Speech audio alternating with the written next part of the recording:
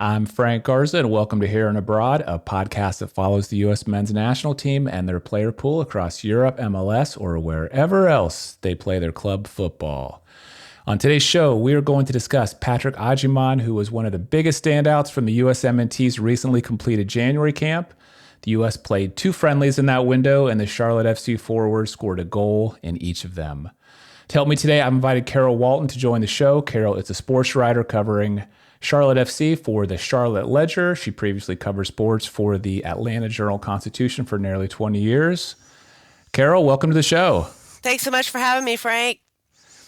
Well, it's good to have you here. I have to say, Patrick Agyemang, I think he took USMNT fans by storm in these 2 friendlies. I follow a lot of podcasts, a lot of other journalists who cover the team, and almost to a T, he was a player everyone kind of selected as the biggest winner of that January camp. And I didn't know a lot about Patrick, so it kind of surprised me. But I know you cover him week in and week out for Charlotte FC. Did his performance in those friendlies surprise you at all? It really didn't. I think there are a lot of fans and writers and media around Charlotte who are saying, yep, that's what we've been seeing. He just got his big opportunity and made the most of it. I mean, it's kind of hard to stay quiet when you're scoring 2 goals. I mean, the numbers don't lie, and they add up to the player we've been seeing here. Yeah. Yeah, and there were 2 different goals. The first one, he got himself in a 1v1 situation and kind of manhandled the guy defending him, scored a goal. The other one, he was making a run to goal, got a pass at full speed, and then just hit a banger in there. I mean, are those the types of goals he typically scores with Charlotte as well? Yeah, he does a lot of just being in the right place, getting the ball. I think it's a nice luxury to have for Charlotte because they can just boom the ball up into space, and he'll cover ground and get it. Even when it seems like a defender should have him, he can send that ball up to himself where no one can get it but him, and make his move. And, if he had any problems with that last year, it might have been finishing. Sometimes he didn't convert, but as he gets more confident and he sees that ball go in the back of the net, he's going to keep shooting. And that's exactly what happened in those 2 games. Yeah, he certainly did do a great job of finishing with those 2 opportunities because they weren't easy goals, either one of them, no doubt. I think a lot of, there's been a lot of talk about him after the 2 friendlies, and I think a lot of people will be somewhat familiar with his story. It's been kind of a long and winding road for him to get to the level he's at now with Charlotte FC. It's not exactly the path that a typical young prospect with the U.S. men's national team would take. He's 24 years old, which for a lot of people we consider young up-and-comers might be a little, older than normal. I mean, why do you think it's taken him so long to make it to this level, or to get noticed, or to get discovered, however you want to, say it? Well, I think there are a couple of factors, and one of them I think should make parents around the country feel pretty good that even if you don't take the normal route of getting your kid into club soccer at age 6 and playing in all the travel arenas and spending all this money and time, that there are still ways to be discovered if you're good enough. I think in Patrick's case, he grew up to immigrant parents. They were both working class folks, working 2 and 3 jobs to raise their 3 boys. Patrick has twin brothers who were older than him.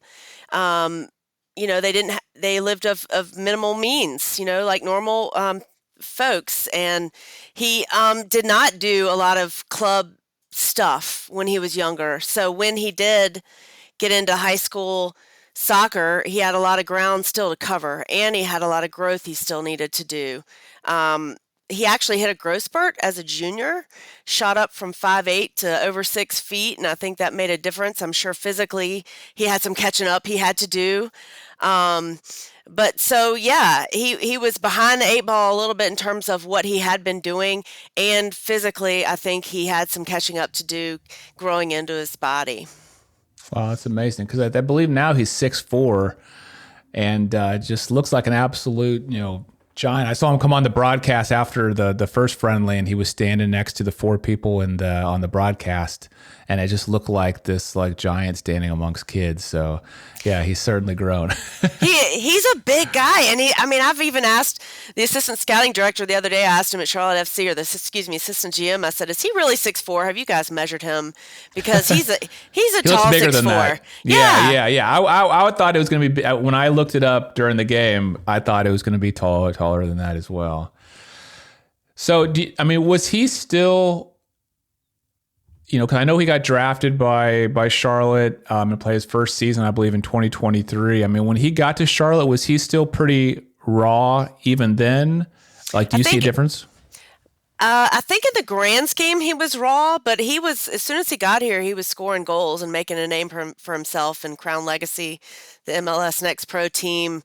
Maybe not polished necessarily, but an absolute monster to defend. That's just undeniable at this level. And I know Charlotte FC, puts a lot into college soccer and the draft, maybe a little bit more than some of the other clubs. And as soon as they saw him at the combine, it was on. And I think that there were other teams at that point who had started to pay attention. But Charlotte, Bobby Belair is their assistant GM, and he actually went to college at Brown for a while and knew, had relationships in Rhode Island and had heard about Agyemang and knew a little bit about his history. And so Charlotte was on him a little bit before other teams, and that's why it was worth it to them to go ahead and trade up for that higher pick to get him.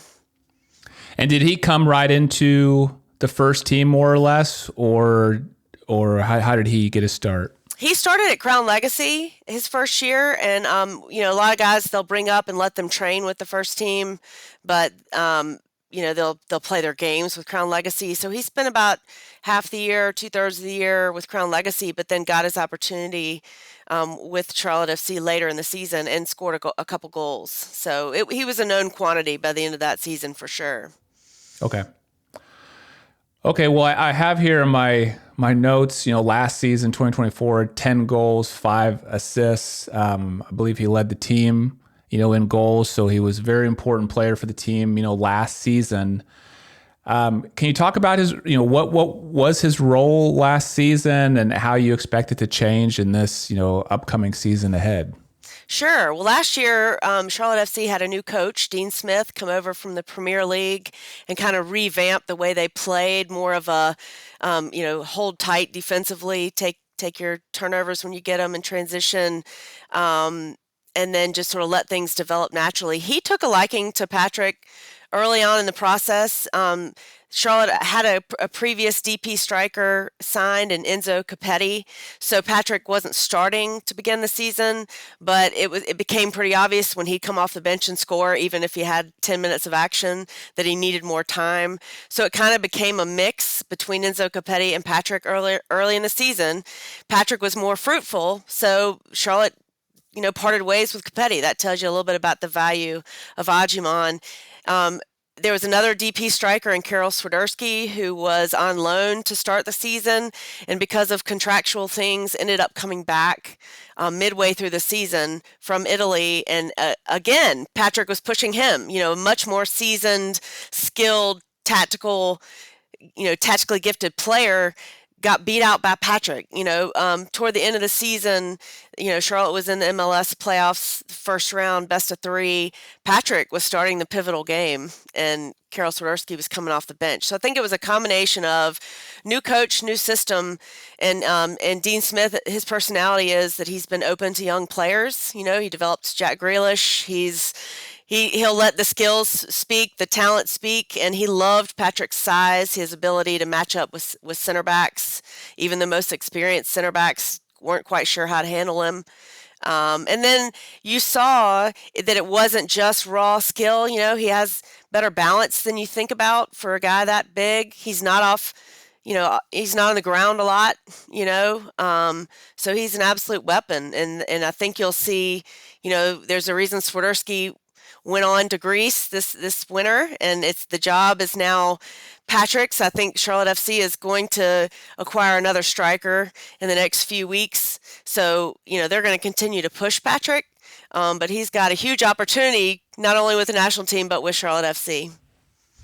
What formation does Charlotte typically line up in, or how did they do it last season? Yeah, they're a 4-3-3. But now toward the end of the season, they would put Tim Ream kind of. They had him at center back. They kind of moved him out to left back so they could have their two good center backs still in there with Malanda and Privet. And so it was almost like they would have three backs and then let Nathan Byrne, the left back, push up a little bit. So, but Patrick's a true striker in this formation. Okay, so he always lined up as a central forward in that front three when he's on the field. Yeah, and now they have Wilfred Zaha coming in at wing, and they've got Leal Abada, so they've got two DP wingers on either side of him. So they're going to let Patrick stay up the middle and do his thing. Okay.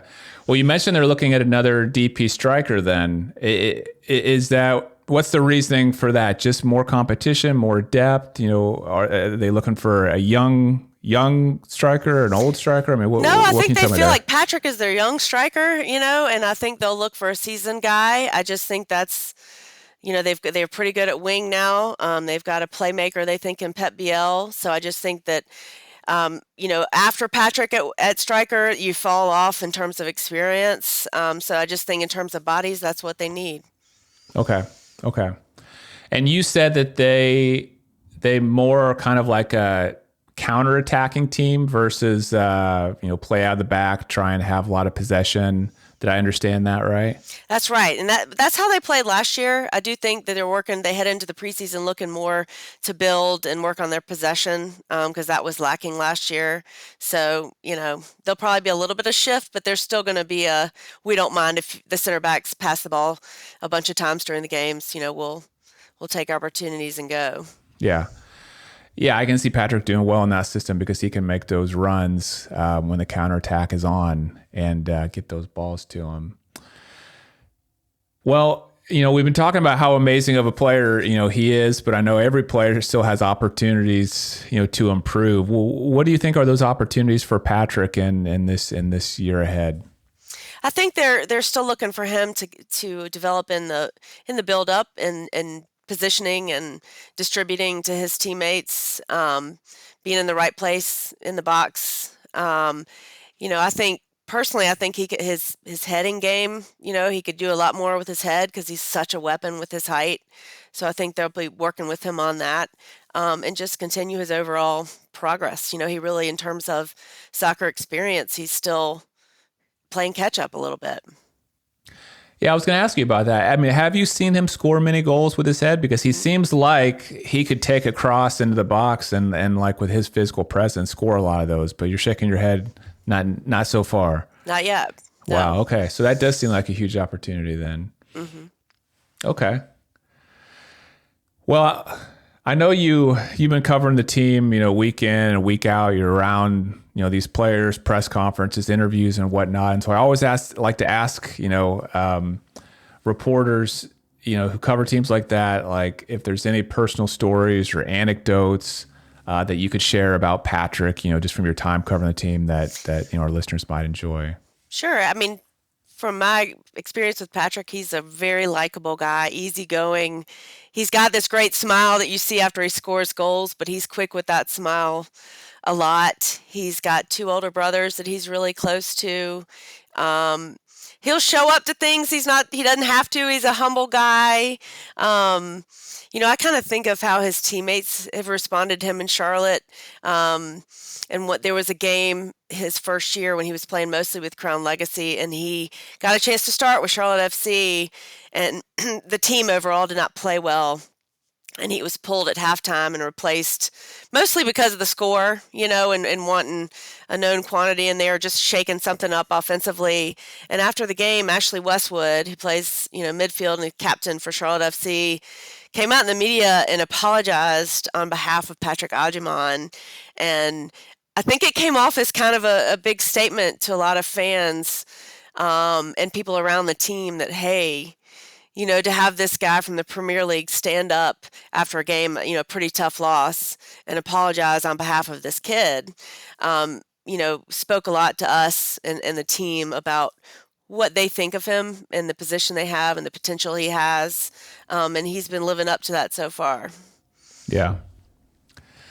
Well, thanks for that. Last thing, I couldn't let you go before asking you about another U.S. international, on the team, Tim Ream.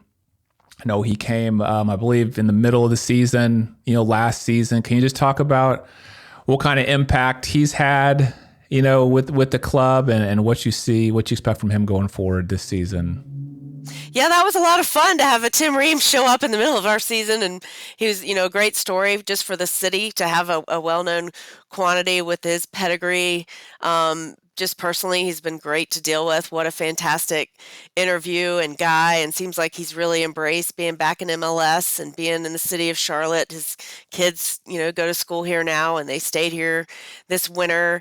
With the team, it was kind of interesting because he's such a leader. He's such a veteran presence, and Charlotte already had that with Ashley Westwood, so we all kind of joked around like, who's, there are a lot of cooks in the kitchen, but they sorted it out. They're fine. They're both good guys, and he didn't really truly have an unwritten role in the team because Charlotte had two center backs who were playing pretty well, and they had a left back in Jere Jeronen who wasn't playing bad either. But when you have Tim Ream, you're not going to sit him on the bench. So he started at center back and then eventually moved to left back, and now Jeronen's back. He's gone to Stockholm and he's gone. So Tim Ream is here entrenched, ready to go, and it was kind of fun for us to see the veteran and the rookie going to the men's national team together. Yeah, that's true. So I didn't realize he was playing left back, last season. Would he go forward at all, or did he primarily sit back and help with the build-up?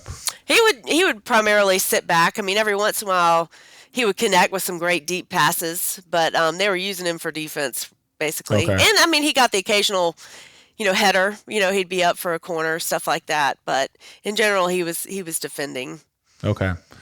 Now, a lot of USMNT fans, one thing I hear about Tim Ream a lot is the guy, he's just getting too old. There's no way he's going to make the World Cup. I mean, have you seen any sign of that on your end? Not yet. Not yet. He's a stubborn guy. He's a big personality, and he knows. I mean, I think he takes every day as that challenge, knowing that any day could be his last, and he's still hungry. So don't count him out. Yeah, that's where I've kind of landed with Tim. I'm like, yes, he's getting up there in age, but one of these young guys need to actually beat him out. Someone needs to take his job. And no one's been able to do it yet, and so he continues to start with the U.S. men's national team. I mean, he's earned Pochettino's confidence right away. I think he started pretty much most matches that the U.S. has played since Pochettino came. He's been the captain of the team, and so there's a lot of trust in him. Nobody's beat him out, and I think that's going to continue. That should continue until somebody actually can beat him out. Yeah, there's something about, to me, playing defense where you have to be reliable. You might not do all the flashy stuff, but your coach has to be able to count on you. And so far, he's been that guy. Yeah. Well, Carol, I will make sure and put links in the show notes to your X account, which is at Carol Rogers, and also to the work that you do at the charlotteledger.com. Thanks again for joining the show today. Yeah, thanks for having us. I hope you have reason to call on me again. Oh yeah, I hope so too. We're all. I think what a lot of folks a lot of fans are waiting for now is to see if Patrick can make it into the next camp, which will be the March Nations League roster, and so that'll be exciting to see. And definitely we'll have to call on you again as Patrick continues his career with the U.S. men's national team. Thank you so much. That's right. Thanks so much, Frank. And thanks to everyone for listening to Here and Abroad. If you enjoyed the episode, please do me a huge favor and hit that subscribe button if you're watching on YouTube, or that follow button if you're listening on Apple Podcasts, Spotify, or somewhere else. Thank you so much. I'm Frank Garza. You can follow me on X at FrankGarza007, and I'll be back next week with a new episode.